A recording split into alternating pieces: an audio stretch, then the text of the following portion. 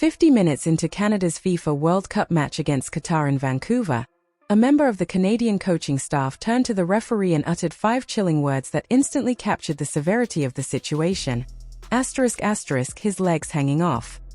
Those words were not media exaggeration, emotional overreaction, or dramatic commentary.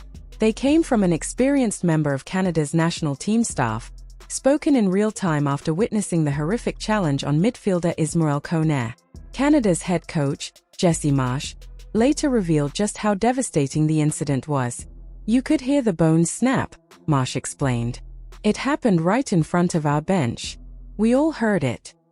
It was a horrifying moment that silenced the stadium and overshadowed what should have been one of the greatest victories in Canadian football history. Canada cruised to an emphatic 6-0 victory over Qatar. Jonathan David delivered a brilliant hat-trick, while Larin opened the scoring. Nathan Saliba added a spectacular free kick, completing a performance that would normally dominate headlines. In front of a passionate home crowd at BC Place, Canada looked every bit like genuine World Cup contenders, moving to the brink of qualification for the knockout stage. Yet, the final score quickly became an afterthought. Instead, the football world focused on Ismael Kone, the reckless tackle that left him seriously injured, the red cards that followed, and the emotional confrontations between players and coaching staff. The intensity reached another level 14 minutes later when one of Kone's teammates sprinted to the touchline, lifted his teammate's jersey toward the crowd, and dedicated the victory to the injured midfielder in a deeply emotional tribute. To understand why this moment struck such a powerful chord across Canada, it's important to understand Kone's remarkable journey. At just 23 years old, he rose through the ranks of CF Montreal, a club renowned for producing some of Canada's brightest football talents. Club president Gabriel Gervais has often spoken about how rapidly Kone transformed from a promising youngster into a first-team standout. His rapid development attracted interest from English clubs, including Sheffield United, although the move ultimately fell through. Rather than forcing a transfer, Kone chose to continue his growth in Montreal before eventually moving to Europe, where he represented Watford, Marseille, and Rennes. Although his European journey featured moments of brilliance, consistency remained elusive.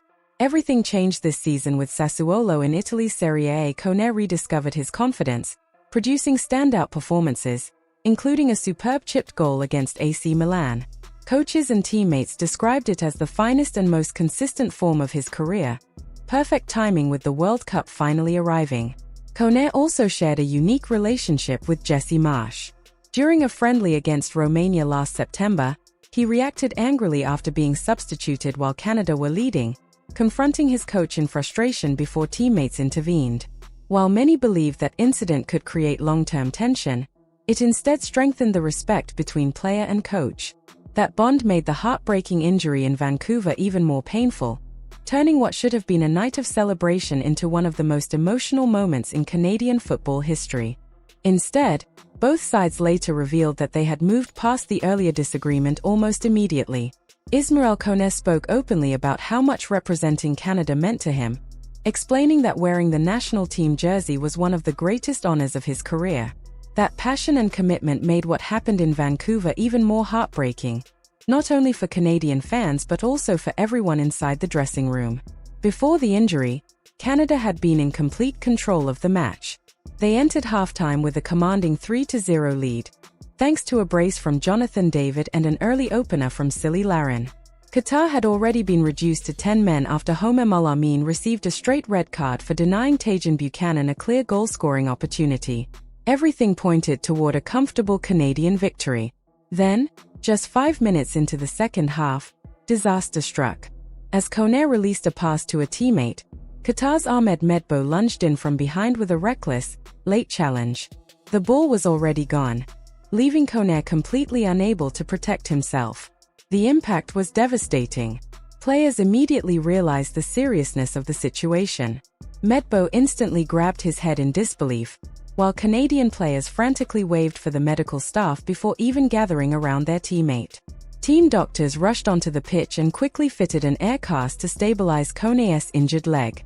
As medical personnel worked to treat him, emotions boiled over.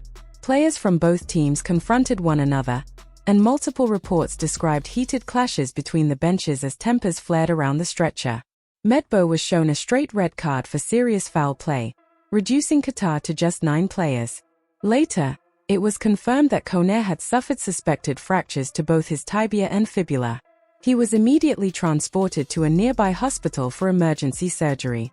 His teammates watched in visible distress as he was carefully placed onto a stretcher. After the match, midfielder Steven Eustachio spoke emotionally about his teammate. "We're going to miss him," he said. "He brings an X-factor that our team truly needs." As Kone was wheeled off the field, the entire crowd at BC Place rose to its feet, giving him a thunderous standing ovation while chanting his name. From the stretcher, Kone responded with a thumbs up and a wave, providing a touching moment that moved everyone inside the stadium. Head coach Marsch later revealed that he had not yet spoken with Kone because the midfielder remained in hospital with his family. Marsch promised he would visit him immediately after his post-match press conference. While doctors prepared for surgery, the full extent of the injury and his recovery timeline remained uncertain. 14 minutes after Kone left the pitch, Nathan Saliba curled a magnificent free kick into the net. Rather than celebrating for himself, Saliba formed the number **8*** with his hands, Kone's squad number, before sprinting to the touchline, lifting his teammate's jersey high into the air. The roar from the crowd was even louder than the goal celebration itself. It wasn't rehearsed or planned. It was a heartfelt tribute from teammates determined to show their injured friend that he wasn't alone. However, the emotional drama didn't end there. Despite Canada's dominant 6-0 victory, tensions exploded after the final whistle. Marsch and Qatar head coach Julen Lopetegui became involved in a heated exchange, with players and coaching staff from both sides joining the confrontation.